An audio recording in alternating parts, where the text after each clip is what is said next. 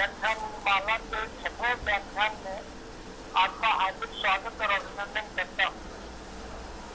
मैं आपके बारे में संक्षिप्त आपका परिचय देना चाहता हूँ। आप मानवीय लोक साहित्य एवं लोक संस्कृति के विद्वान है। आपने कई पुस्तकों का लेखन कार्य किया है। अब तक 73 पुस्तकें प्रकाशित हो चुकी है और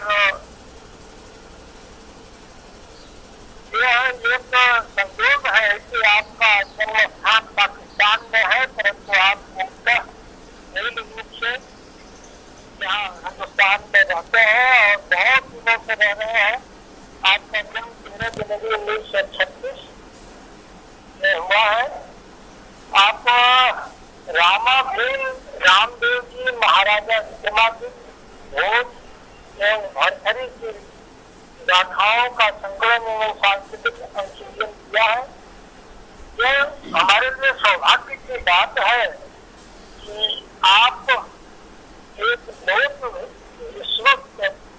लोक संस्कृति के विभक्त विज्ञान का व्याख्यान हमको सुनने को मिलेगा।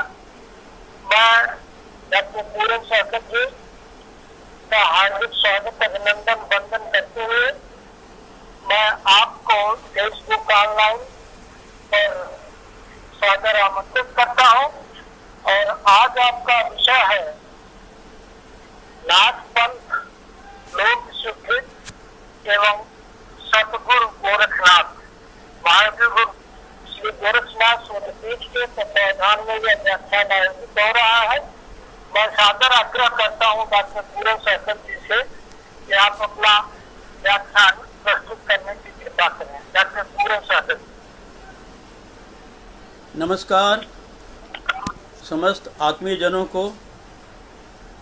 नाथ पंथ की लोक संस्कृति एवं सद्गुरु गोरखनाथ विषय पर कुछ कहने से पूर्व हमें थोड़ा सा भारत की और उस समय की सामाजिक, सांस्कृतिक एवं राजनीतिक स्थितियों पर थोड़ा सा विचार करना पड़ेगा, क्योंकि भारत एक चित्र विचित्र छवियों वाला देश है। इसके अनेक दर्शन, अनेक विचार, अनेक धर्म, अनेक पंथ संप्रदाय, कहीं सगुण कहीं निर्गुण, कहीं पंथ आस्था, कहीं मूर्ति आस्था, सबका लक्ष्य एक। मार्ग भले ही भिन्न हों किंतु पहुँच तो सदैव अभिन्न ही रहेगी। अल्लाह, ईश्वर, राम रहीम, कृष्ण करीम, ईसा ईश्वर, बुद्ध महावीर, गोरख कबीर, सबके आदर्श आदेश आख्यान उपदेश समान, करनी कहनी भिन्न हो सकती है किंतु विचरनी तो अभिन्न ही है। सबका लक्ष्य एक, लोक कल्याण। सबका आचार्य सत्यशील, शुचिता, क्षमा, करुणा, दया, सदाचार, निष्ठा, आस्था, किंतु अभिव्यक्ति की भिन्नता में अभिन्नता, मत अनेकता में भी मूल में तो मत एकता ही है। जिस प्रकार एक विशाल शतदल कमल अपनी निर्मल, सुंदर एवं कोमल पंखड़ियों से जल में मुस्कुराता हुआ सबको मोहित करता खड़ा रहता है, भले ही वह शतदल है, भिन्न भिन्न पंखुड़ियों से अपनी छवि विस्तीर्ण कर रहा है, तथापि वह एक नाल से भी जुड़ा हुआ है। सबकी और उसकी सभी पंखुड़ियां उसकी नाल से अपना जीवन सत्व प्राप्त करती हैं। वह कमल दल, वह एक कमल नाल से ही उसकी जीवन शक्ति है। ऐसी ही है हमारी अनेकता में एकता। समस्त वैचारिक शक्तियाँ भारतीय संस्कृति की नाल से ही अपनी शक्ति प्रदान करती हैं। यही स्थिति हमारे यहाँ विचारों, विचारकों, पंथ संप्रदायों के बीच में होती रही है। लोक तो निर्मल हृदय होता है। प्रत्येक विचार किसी पूर्व विचार की विकल्प के रूप में प्रकट होता है। वह पूर्व विचार से अधिक लोक कल्याणी भी होता है, जबकि दोनों विचार अपनी लोक मंगलकारी होते हैं। समय के साथ साथ यूं कहूं, युग के साथ वैचारिक बदलाव भी आता है। वह लुभाता है और उसे लोक स्वीकृति मिलने लगती है। लोक स्वीकृति मिलते ही वह विचार लोक की जीवन शैली में ढलने लगता है। लोक उसे जीता है, विचारता है, स्वीकारता है और स्वीकृति प्रदान करता है। यदि वह विचार सदा चिरंतन बना रहता है, तब तो वह सदा चैतन्य और सर्वमान्य बना रहता है। अन्यथा लोक उसे उदासीन होने लगता है। और कहा है, बहता पानी निर्मला। जब तक पानी ज्ञानी और बानी तब एक प्रयोग में रहते हैं, युग के साथ नित नवीन बने रहते हैं, तब तक उनकी ताजगी, निर्मलता और युगानुरूपता बनी रहती है।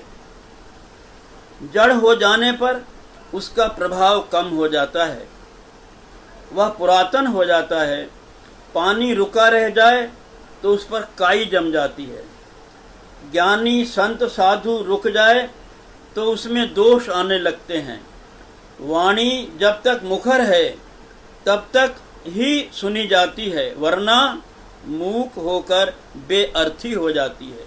इसीलिए चैतन्यमान विचारक अपना युगानुरूप नया विचार लेकर प्रकट होता है। और यही सत्य बुद्ध और गोरखनाथ के साथ भी घटित हुआ।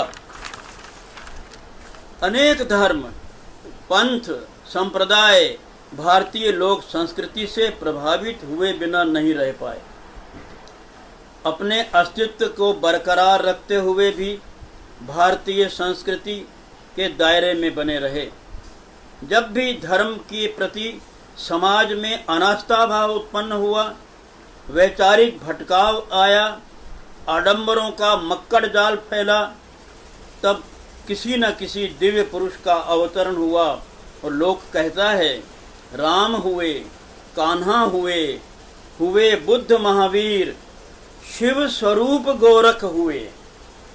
फिर सुनिए, राम हुए, कान्हा हुए, हुए बुद्ध महावीर, शिव स्वरूप गोरख हुए और गोरख अंश कबीर। पंथ के प्रवर्तक जिसे लोक ने अवतार कहा है, ऐसे अनेक लोक पुरुष भारतीय मनीषा में भगवान कहे गए हैं। जब सनातन धर्म में अनेकानेक विभूतियां और कई विकृतियां आने लगी, धर्म के मूल सिद्धांत सत्य, शील, शुचिता और क्षमा लुप्त हो गए, जिन्हें धर्म के 4 स्तंभ या 4 आचरण कहा गया है। वो चारों स्तंभ चरमरा कर धर्म दृष्ट हो गए, गिर गए, धर्म लंगड़ा हो गया। आडंबरों, कुरीतियों, कर्म कांडों की कठोरता, जातिवाद, मूर्ति पूजा, बहुदेववाद, प्राकृतिक शक्तियों की पूजा, ऐसे अनेक छलावों को धर्म का अंग मान लिया गया। तब भगवान बुद्ध का प्रादुर्भाव हुआ। भगवान बुद्ध ने धर्म में मूल तत्वों को पुनर्जीवित किया। बुद्ध की सम्यक वाणी, सम्यक दृष्टि और सम्यक समाधि प्रेरित अष्टांग मार्ग का प्रभाव समाज पर पड़ा। हिंसा, राग द्वेष, प्रतिकार आदि से समाज मुक्त होने के लिए कृत संकल्पित हो उठा और गौतम बुद्ध की करुणा और महावीर की अहिंसा ने मानव मूल्यों की पुनर्स्थापना में महत्वपूर्ण योगदान किया। बुद्ध ने कहा, धम्मं शरणं गच्छामि, धर्म की शरण में गए बिना सुमति और सुगति नहीं मिल सकेगी। बुद्ध ने यह भी कहा, अप्पदीपो भव, स्वयं अपना दीप बनो, अपने भीतर झांको, अपने ज्ञान की ज्योति प्रज्वलित करो। यही तो है बुद्ध की सम्यक समाधि का सुअर्थ। इसी बात को एक सूफी संत गुमनामी ने इस प्रकार कहा है, आंख मूंद चुमकी लगा, गहरे पानी पैठ, दीप जले अमृत झरे, ज्योत जलेगी ठेठ। क्या हम बुद्ध की सम्यक समाधि को कुंडली जागरण पद्धति से भिन्न मान सकेंगे? इसीलिए मैं कहता हूँ, मार्ग भिन्न हो सकते हैं, मंजिल भिन्न नहीं हो सकती। जब बुद्ध धर्म का मार्ग कालांतर में भटकने लगा, वह वज्रयान और सहजयान के फिरकों में बट गया। जिस धर्म की करुणा ने अशोक का हृदय परिवर्तन कर दिया था, अंगुलीमाल जैसे हिंसक के हृदय में करुणा की सरिता प्रवाहित कर दी थी, वह बुद्ध धर्म तंत्र मंत्र और बाह्याडंबरों से घिर गया। तब एक बार फिर समाज को और धर्म को किसी दिव्य विभूति की प्रतीक्षा होने लगी। ऐसी स्थिति में, ऐसे वातावरण में, ऐसी हालत में भगवान शिव अवतार स्वरूप गोरखनाथ का प्रादुर्भाव हुआ। गोरखनाथ के समक्ष एक विशाल देश था, सर्वमान लोक सांस्कृतिक परंपराएं थी, समाज में व्याप्त दुराचरण और अतिवाद, भ्रष्टाचरण, छल कपट, आडंबर, जातिवाद, छुआछूत, वर्ग भेद जैसी कुरीतियां थी। कई चुनौतियां थी। उन्हें दूर करने के लिए युगानुरूप नए विचारों और नए आदर्शों की आवश्यकता थी। इन्हीं चुनौतियों को मध्य उन्होंने एक नाथ पंथ की स्थापना की। वस्तुतः वे एक नए मार्ग को प्रशस्त करना चाहते थे। नाथ पंथ के सूत्र, सिद्धांत, आचार लगभग वही थे। लोक समाज उन सिद्धांतों से भटक गया था जिन्हें भगवान बुद्ध ने सनातन धर्म में आ गई विकृतियों को मिटाने के लिए स्थापित किया था। सद्गुरु गोरखनाथ ने जिस धर्म साधना के प्रवर्तन को किया, वह संयम, शील, सत्य, शुचिता और समाधि पर आधारित। कुछ विद्वान तो यह भी मानते हैं, कहते हैं कि स्वयं गोरख पूर्व में वज्रयानी थे। उन्होंने वज्रयान को धारण कर उसे समझा, जाना, फिर उसके स्वरूप का नवीकरण किया। गोरख का एक नाम रमन वज्र भी तो कहा गया है। प्रारंभ में के काल में नाथ पंथ पर वज्रयानी प्रभाव दिखा, किंतु बाद में वह उस प्रभाव से शीघ्र ही मुक्त भी हो गया और एक स्वतंत्र पंथ के रूप में स्थापित हुआ। गोरख तो शिव के अवतार थे, शिव के प्रभाव से कैसे मुक्त हो सकते थे? यही बात शिव पुराण में और महाकाल योग में स्पष्ट रूप से कही गई है। स्वयं ब्रह्मा कहते हैं, शिव पुराण ख 7 और 1 में कहा गया है, शिवो गोरक्ष रूपेण योग शास्त्र युगोपह यमद्य गयथा स्थाने स्थापित योगनोपि। अर्थात भगवान शिव ने गोरख पंथ रूप में आकर योग और योगनियों की रक्षा तथा योग शास्त्र की सत्यता को यम नियम आदि अंगों द्वारा प्रमाणित किया है। इसी प्रकार महाकाल योग शास्त्र में भी भगवान शिव ने कहा है, मैं ही गोरख हूँ, अहेमास्मि गोरखो भद्रुप नन्निबोधत योग मार्ग प्रचाराय मया रूपमिदं घृतम। गोरख ने नाथ पंथ की स्थापना बुद्ध धर्म में आई विकृतियों से समाज को मुक्ति दिलाने के लिए की।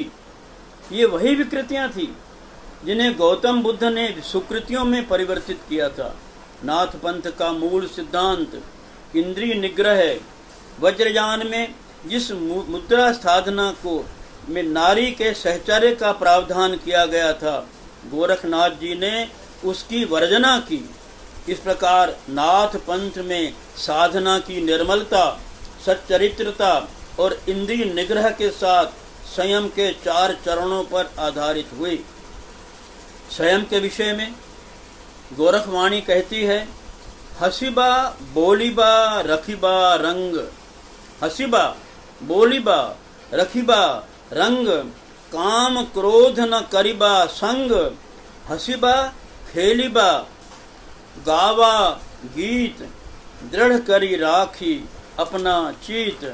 ऐसा गोरखवाणी कहती है। और गोरखवाणी यह भी कहती है, हबकी न चलबा, हबकी न चलबा, उबकी न ठबकी न चलबा, गर्भ न करीबा, रही जे रहीबा, सही जे रहीबा, भणत गोरख राव। यही तो है आत्म संयम का संदेश जिसे भगवान गोरखनाथ ने समाज को दिया है। गोरख शब्द का यदि हम उसको समझें तब भी हम देखेंगे यह अवतार उसने जिसने गोरख गो नाम पृथ्वी की रक्षा हेतु संकल्प धारण किया। गो का अर्थ जहाँ पृथ्वी होता है वहीं गो अर्थ गाय भी तो होता है। गाय अर्थात समस्त देवी देवताओं की प्रतिनिधि शक्ति। इसलिए भगवान शिव ने अपने इस अवतार को गोरक्ष नाम से अभिहित किया। भगवान कृष्ण का नाम गोपाल भी इसी अर्थ में प्रयुक्त हुआ है। वे भी तो गो अर्थात पृथ्वी, गो अर्थात गौ की रक्षा करने के लिए ही अवतीर्ण हुए थे। यह सर्वविदित है कि आदिनाथ तो भगवान शिव ही हैं, मच्छंदरनाथ तो उनके शिष्य हैं और गोरख के गुरु भी हैं। बिना गुरु के तो नुग्रापन उत्पन्न होता है। इसी कारण गोरख ने मच्छिंद्रनाथ से दीक्षा ग्रहण की। इस प्रकार गोरख जहाँ शिव के अवतार हैं वहीं वे शिव के पौत्र शिष्य भी मान्य हुए। नाथ पंथ की साधना पद्धति हठ योग पर आधारित है। योग अर्थात कुंडली जागरण।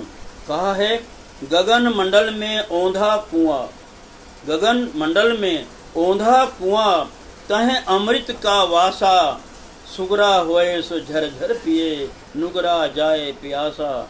ऐसा गोरखवाणी कहती है और यही उनकी साधना है कुंडली जागरण की। और यदि हम नाथ पंथ को बौद्ध सिद्धों की साधना पद्धति का परिवर्तित रूप माने तब भी इसमें किसी को ऐतराज नहीं होना चाहिए। नाथ पंथ या सिद्ध मत में हठ योग का राज योग से अलग करके नहीं देखा जा सकता।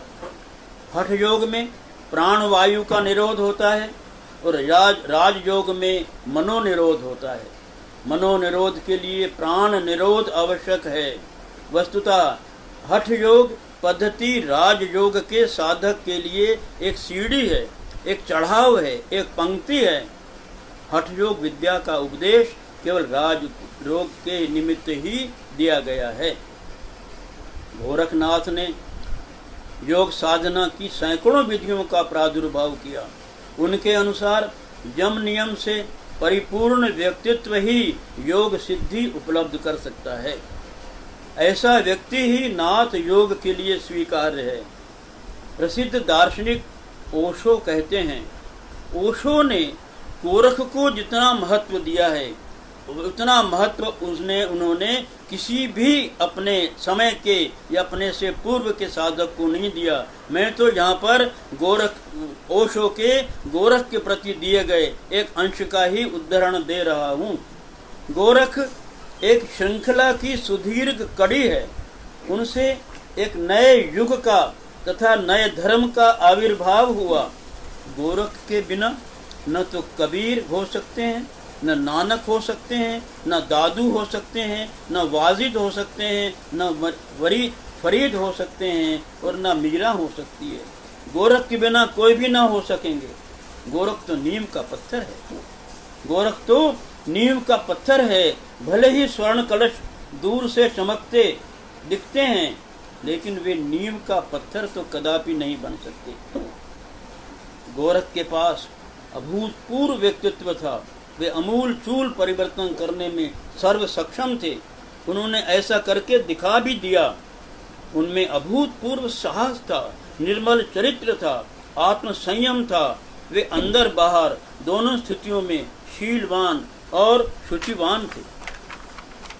गोरखनाथ की वही शुचिता, सुशीलता, उनकी साधना पद्धति समाज सापेक्ष बहुजन हिताय सिद्ध हुई। उनकी साधना पद्धति में अनेक धर्म साधनाओं की अच्छाइयाँ समाहित हैं। उनकी समन्वय की भावना ने नाथ पंथ को सर्वग्राही बनाने में बहुत सहायता की। वे जहाँ समन्वयवादी थे वहीं क्रांतिकारी भी थे।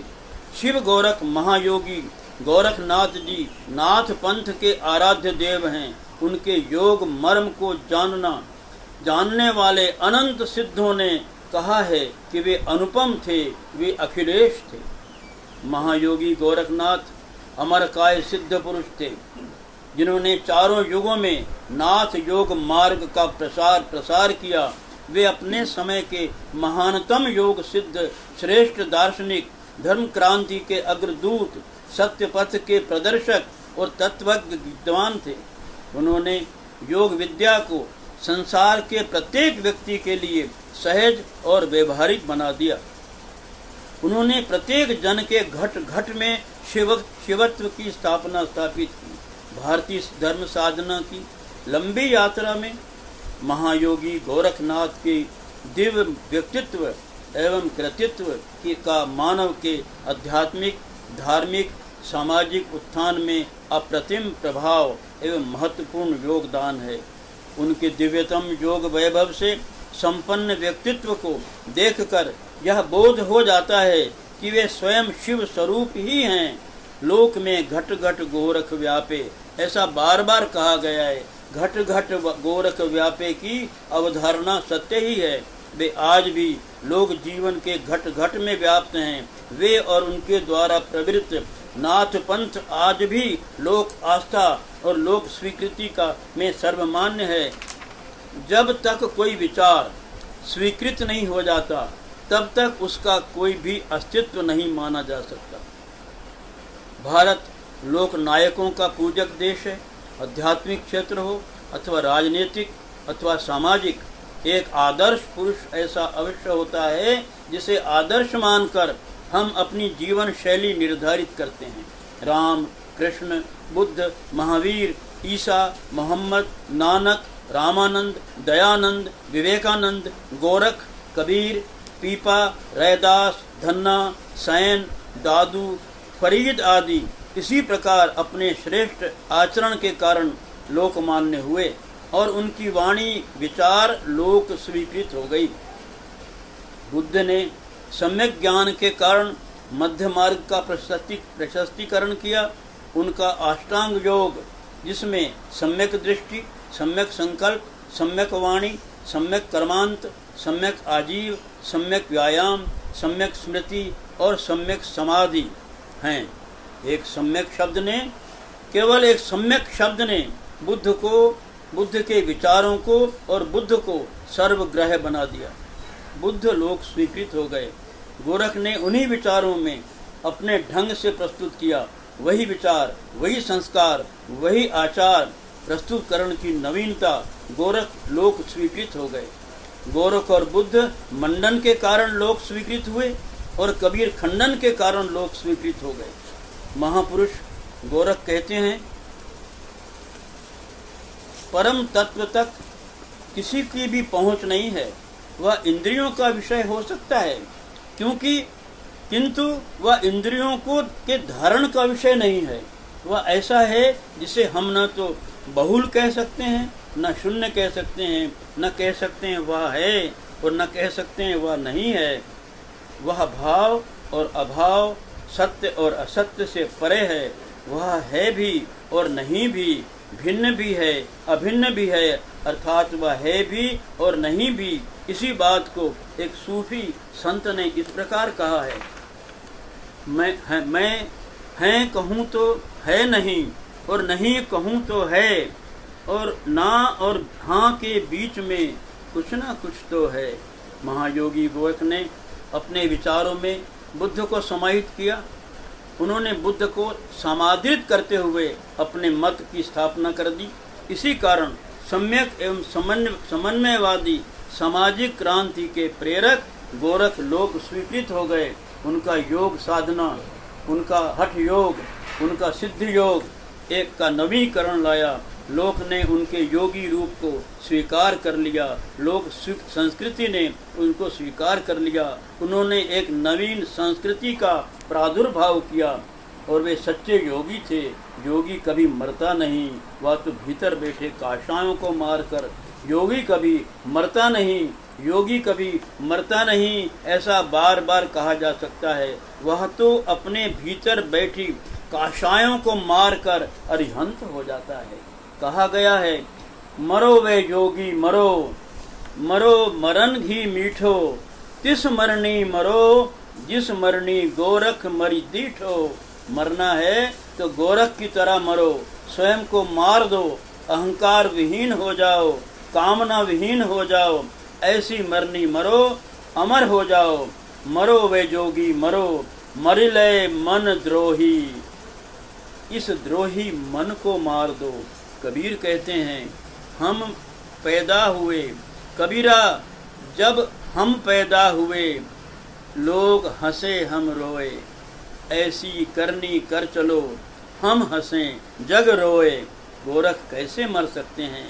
वे तो युग युगांतर तक अमर रहेंगे। लोक कहता है, जतरे सूरज चंद्रमो, धरा लोक के शीश, गोरख तू रही जे अमर, हर युग में साक्षात। जब तक सूर्य और चंद्रमा का अस्तित्व बना रहेगा, जब तक धरती शेष के शीश पर सुरक्षित है, तब तक हे गोरख तू हर युग में अमर रहेगा। और अंत में लोक फिर कहता है, धर्म नेम मर्याद पे, जद जद पड़सी भीर, तद तक गोरख प्रगटसी, हरण जगत री पीर। जब जब भी धर्म, संस्कृति और लोक मर्यादाओं पर आपदा आएगी, तब तक गोरख अवश्य प्रकट होंगे। यह नाथ पंथ और गुरु गोरखनाथ के प्रति जन आस्था विश्वास की स्वीकृति है। लोक में एक उक्ति बहुत प्रचलित है, बहुत प्रसिद्ध है। यह किसी भी वाणी में नहीं है, ये लोक की वाणी है। चेत मछंदर गोरख आया। महायोगी गोरख संपूर्ण गुरु शिष्य परंपरा के पहले ऐसे जागृत शिष्य थे जिन्होंने अपने गुरु को चेतमान करने का उद्घोष किया।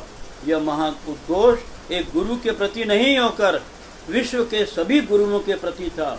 यदि गुरु ही भटक गया तो ईश्वर की साकारता में अनास्था आ जाएगी, क्योंकि ईश्वर का साकार गुरु होता है और गुरु का निराकार ईश्वर होता है। अर्थात साकार भी गुरु है और निराकार भी गुरु है। ईश्वर और गुरु में कोई अंतर नहीं है। यह थी महायोगी गुरु गोरखनाथ की दिव्यता और भव्यता। इसी भव्य भावना के साथ मैं सद्गुरु महायोगी गोरखनाथ के प्रति वंदित हूँ, नमस्कार और प्रणाम करता हूँ उन सबको जिन्होंने मुझे ऐसे महत्वपूर्ण विषय पर बोलने के लिए अवसर दिया। विशेष रूप से मैं डॉक्टर रविशंकर जी का आभार मानता हूँ। वे हमेशा मेरे प्रति सजग रहे, मुझे संपर्क बनाए रखे और आज उन्होंने मुझे इस अवसर बोलने का अवसर दिया, बहुत मौका दिया और ये अवसर जो है मैं हमेशा संचित करके रखूँगा। बहुत बहुत धन्यवाद। पुनः नमस्कार।